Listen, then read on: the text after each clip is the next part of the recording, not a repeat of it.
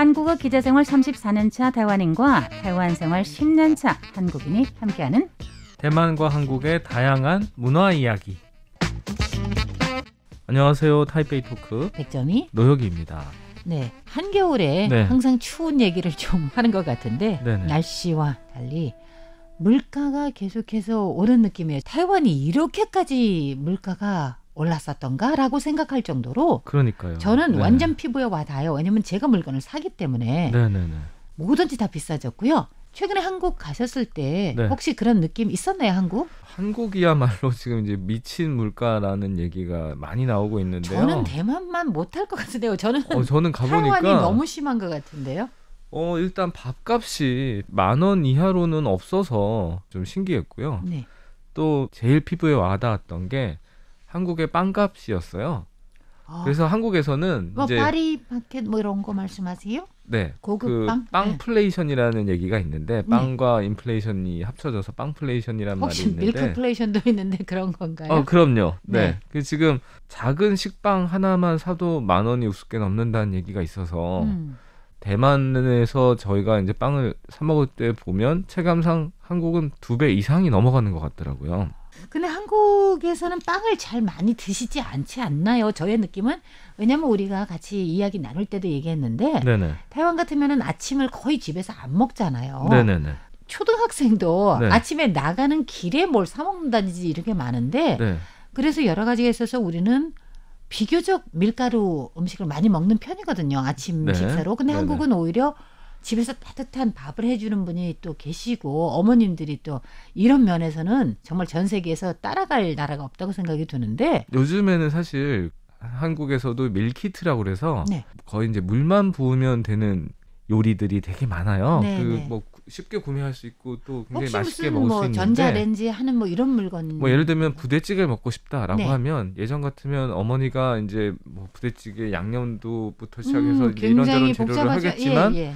지금은 이제 뭐 주문을 하면 다음날 모든 재료들이 이제 물만 부으면 될 수 있게 딱 정리가 돼서 이렇게 합쳐지는 밀키트가 나오는데 사실 빵은 비싸서 못 먹는다고 할 정도로 빵값이 되게 비싸더라고요. 보면 네. 이제 전 세계적으로 500g의 빵을 얼마를 하느냐를 기준으로 이제 통계가 있었는데요.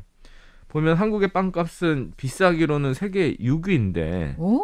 이게 정말요? 미국, 스위스, 네네. 덴마크 뭐 이런 우리나라 국내 총생산보다 훨씬 2-3배 이상 되는 나라들에서 만큼 빵이 비싸다는 얘기거든요. 네. 그리고 또 이제 다른 통계를 보면 서울의 평균 빵값이 세계 주요 도시 가운데서 가장 비싼 곳으로 나타난 것도 있어요. 에이, 저는 2위로 그 생각 비싼 못했네요. 뉴욕보다 2배가 비싸고 네.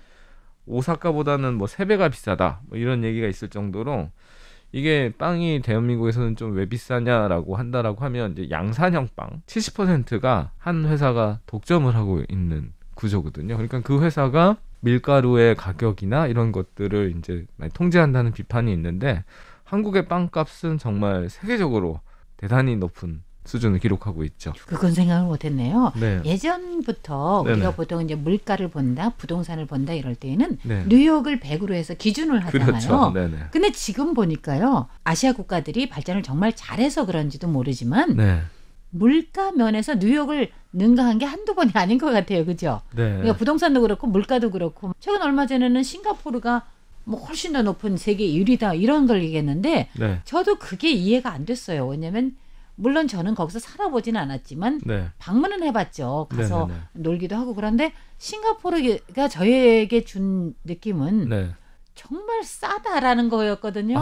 네. 타이페이보다 뭐든지 싸다라는 그런 느낌인데 그러셨군요. 어떻게 해서 지금 국제적으로 보는 이런 인덱스를 보니까 싱가포르가 최고 비싸다 이런 말이 나올 정도 저는 그게 믿겨지지가 않습니다. 근데 서울도 지금 빵값이 그렇게 비싸다? 저도 그게 좀 믿겨지지가 않네요. 얼마 전에 이제 엊그제 한국에서 온 친구들이 스타벅스를 가봤는데 스타벅스에서 보통 한국에서 먹던 한 3만 원어치 정도의 빵을 샀는데 한 15,000원밖에 안 나와서 되게 놀랐다고 얘기를 하더라고요. 그러니까 스타벅스 안에서 먹는 그런 네. 디저트라든지 빵이라든지 그게 네네.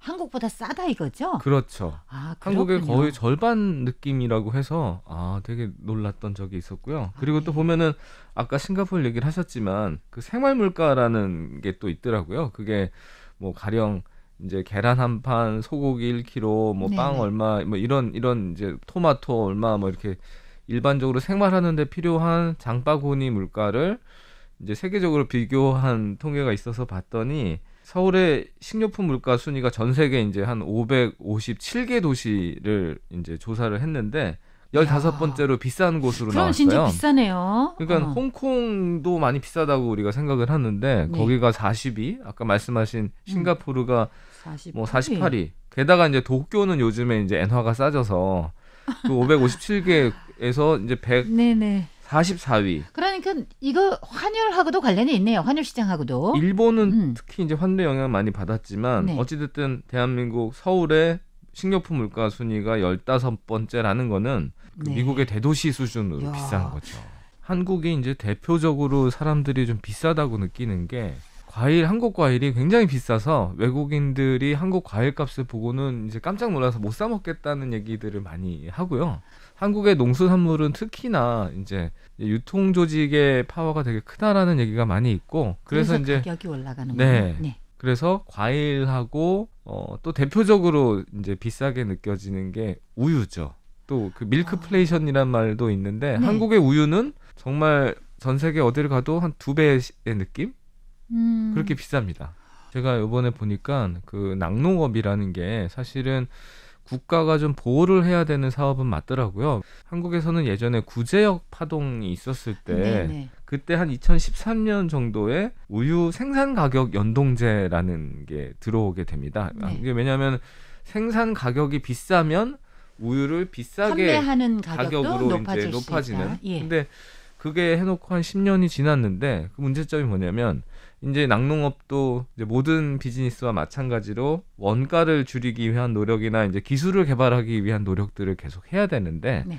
이 우유의 가격이라는 게 생산 가격이 높으면 우유 가격도 높도록 되어 있으니까 이 사람들이 도덕적인 해이가 발생하는 거죠. 우유를 싸게 만들 방법을 고민할 필요가 전혀 없는, 그래서 비싼 사료를 쓴 것처럼 하고 비싼 인건비가 들어간 것처럼 해서 생산 가격이 높아져야만 이제 우유값을 비싸게 받을 수 있게 되다 보니까 결과적으로 한국에서의 우유값은 전 세계 대도시와 비교를 해도 2배 정도의 가격이 되어 있고 네, 그런 상황입니다. 그렇군요. 그래서 밀크플레이션도 있고 네네. 빵플레이션도 있고. 그리고 또 최근에 네. 그 이제 광장시장 네. 아무래도 그 시장 너무 유명하죠. 네. 네. 사람들이 많이 가게 되면 아무래도 상인들이 이제 돈을 많이 부르면서 바가지가 생기고 이게 또 바로 타이페이의 시리냐 시장이에요. 제가 정말 그렇군요. 싫어하는 거예요. 네, 시리냐 시장이 똑같습니다. 광장시장도 똑같은데 그렇군요. 광장시장은 어떻게 된 겁니까? 한 유튜버가 이제 네. 광장시장에서 이제 그 튀김을 먹으려고 했더니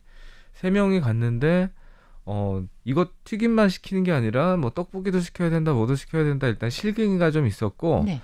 결국에는 이제 튀김만 한 접시를 받았는데 그 튀김이 한 접시 뭐 한 17,000원짜리가 굉장히 몇 개 없는 거예요. 그래서 이게 과연 17,000원짜리냐 뭐 이러면서 이제 그게 널리 알려지면서 사람들이 이제 뭐 이 광장시장 물가가 뭐 미쳤다 뭐 이런 얘기가 나오고 물가 파동 이거는 여러 가지가 있죠. 당연히 세계 전쟁 이런 것도 관련이 있고 당연히 뭐 에너지 뭐 이런 것도 다 관련이 있긴 한데 저 개인적으로는 아무래도 우리 스스로가 좀 더 양심적으로 장사를 하는 사람들이 좀 많고 소비자도 즐거운 마음으로 가서 소비를 좀 즐겁게 했으면 하는 그런 바람입니다. 물가 때문에 정말 요즘 힘듭니다. 부동산도 너무 높고요. 타이완은 요즘 너무 힘든데요.